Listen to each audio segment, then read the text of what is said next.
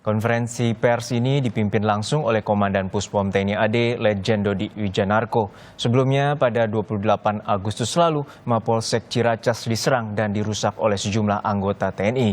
Peristiwa ini berawal dari kabar bohong adanya satu anggota TNI yang mengalami pengeroyokan. Padahal setelah diselidiki, korban hanya mengalami kecelakaan sepeda motor tunggal.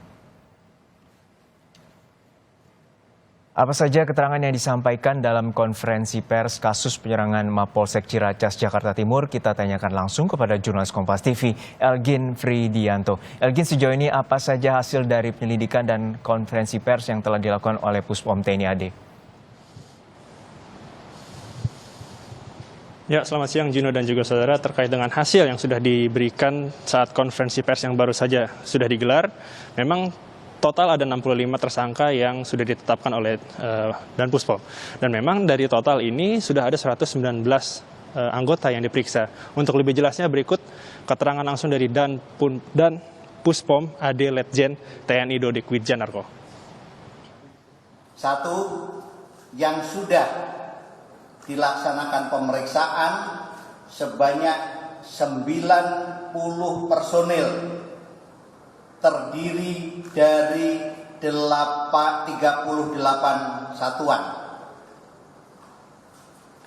Dua, yang sudah dinaikkan statusnya sebagai tersangka dan ditahan sebanyak 57 personil terdiri dari 25 satuan. Tiga, 33 personil sementara dikembalikan karena murni sebagai saksi. 4, saksi sipil yang sudah diperiksa sebanyak 50 orang.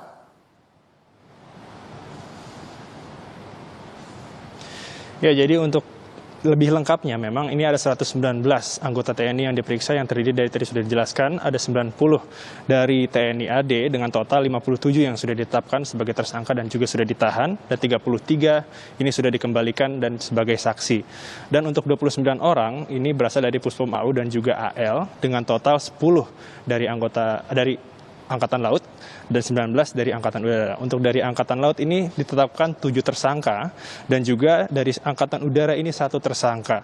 Sementara untuk 50 saksi ini sudah diperiksa dan sebagai catatan lagi ada 3 saksi yang dimana juga mengalami penganiayaan yang hingga saat ini 2 diantaranya masih dilakukan perawatan di RSPAD Gatot Subroto dan 1 orang saksi sudah dinyatakan sembuh dan sehat dan juga sudah dimintai keterangan.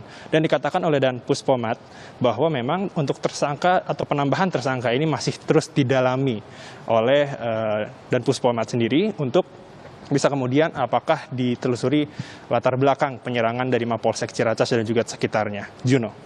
Elgin, untuk saat ini apakah sudah ada keterangan resmi juga dari Puspom AD terkait dengan proses ganti rugi terhadap para korban? Kan kita juga mengetahui bahwa pada saat penyerangan tersebut sejumlah pedagang ataupun warga di sekitar mengalami perusakan dari barang-barang yang berada di dekat lokasi Mapolsek Ciracas, Jakarta Timur.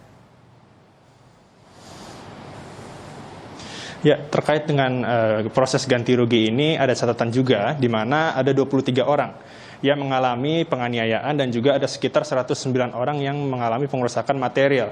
Dan di mana 13 diantaranya ini juga mengalami penganiayaan serta pengerusakan material. Dan juga tadi Dan Puspomat mengatakan bahwa sudah melakukan ganti rugi ini sebanyak 407 juta rupiah yang sudah dikeluarkan dari ditalangi terlebih dahulu oleh TNI AD yang nanti kemudian akan dibayarkan oleh tersangka. Dan terkait dengan pedagang-pedagang yang gerobak-gerobak yang dirusak, ini sudah dilakukan pergantian agar mereka bisa melakukan kegiatan atau aktivitas berikutnya. Juno. Baik, hingga saat ini pihak TNI AD telah mengeluarkan 778 juta lebih untuk ganti rugi bagi warga ataupun para pedagang yang mengalami kerusakan ataupun penganiayaan. Dan saat ini ada 65 anggota TNI telah ditetapkan sebagai tersangka pada kasus penyerangan Mapolsek Jakarta Timur pada akhir Agustus lalu. Terima kasih rekan Elgin Fridianto dari Mapuspom TNI AD Jakarta.